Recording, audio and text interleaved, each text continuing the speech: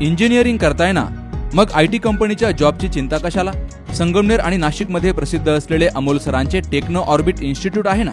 अमोल सरांच्या शिस्तीमुळे आणि technical संस्कारांमुळे programming डोक्यात नाही तर हृदयात उतरतं. पालकांनो, IT इंडस्ट्री एक्सपर्ट शिक्षक, उत्तम स्टडी मटेरियल, खास कंपनी ओरिएंटेड सिलेबस यामुळे गेली 5 वर्षात टेक्नो ऑर्बिटचे हजारो इंजिनियर्स लाखोंची पॅकेज घेत आहेत. मग वाट कसली बघताय? आता तुमची प्लेसमेंट होणारच.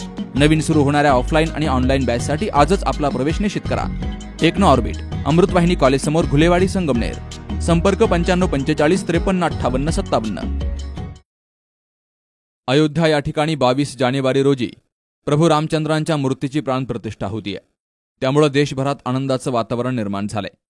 22 जानेवारीचा उत्सव साजरा करण्यासाठी अहमदनगर या ठिकाणी फटाका विक्री करण्यासाठी परवानगी मिळावी यासाठी अहमदनगर फटाका व्यापारी असोसिएशनच्या वतीनं निवासी जिल्हाधिकारी पाटील आणि जिल्हा पोलीस अधीक्षक राकेश ओला यांना निवेदन दिलं गेलंय. 22 जानेवारीला प्रभू रामचंद्रांच्या मूर्तीची प्राणप्रतिष्ठा होतीये.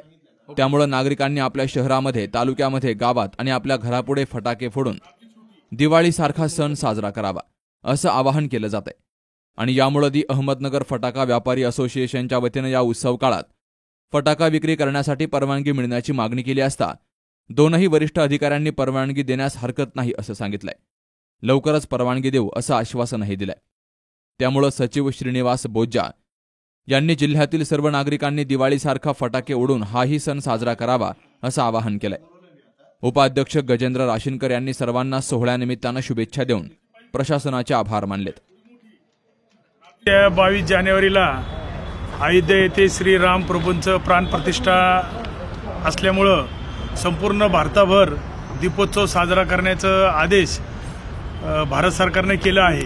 तर त्याच पार्श्वभूमीवर आज आम्ही अहमदनगर फटाका व्यापारी असोसिएशनच्या वतीनं अहमदनगर शहरामध्ये शहरातील नागरिकांना हा दीपोत्सव साजरा करण्याकामी फटाका विक्री करण्यासाठी परवानगी मिळावी म्हणून आज आम्ही जिल्हा पोलीस अधीक्षक यांची भेट घेतली आणि त्यांना सांगितलं की बाबा आज 22 जानेवारी हा दिवस संपूर्ण भारतात दीपोत्सव म्हणून साजरा करतात, तर नगरकरांनी सुद्धा हा सण म्हणून साजरा करावं व फटाके वाजवून साजरा करावा या उद्देशाने आणि नागरिकांना फटाके विक्रीसाठी मिळावीत म्हणून आम्ही आज फटाके विक्री परवानगीसाठी SP साहेबांना भेटलो आणि त्यांनी आम्हाला सांगितलंय आमची काही हरकत नाही, जर तुम्हाला विक्रीसाठी परवानगी दिली तर आमचं काही म्हणणं नाही.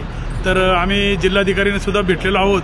जर आम्हाला 2 दिवसात जर परवानगी मिळाली तर आम्ही नगरकरांसाठी फटाके उपलब्ध करून हा दीपोत्सव सण मोठ्या प्रमाणात आणि चांगला साजरा करू असं मी आज फटाका व्यापारी असोसिएशनच्या वतीनं मी सांगतो. अहमदनगर फटाका व्यापारी असोसिएशन अहमदनगर, आपण आता अहमदनगर शहरामध्ये राम जन्मभूमीच्या पार्श्वभूमीवर संपूर्ण भारतभर दिवाळी हा उत्सव साजरा होतोय.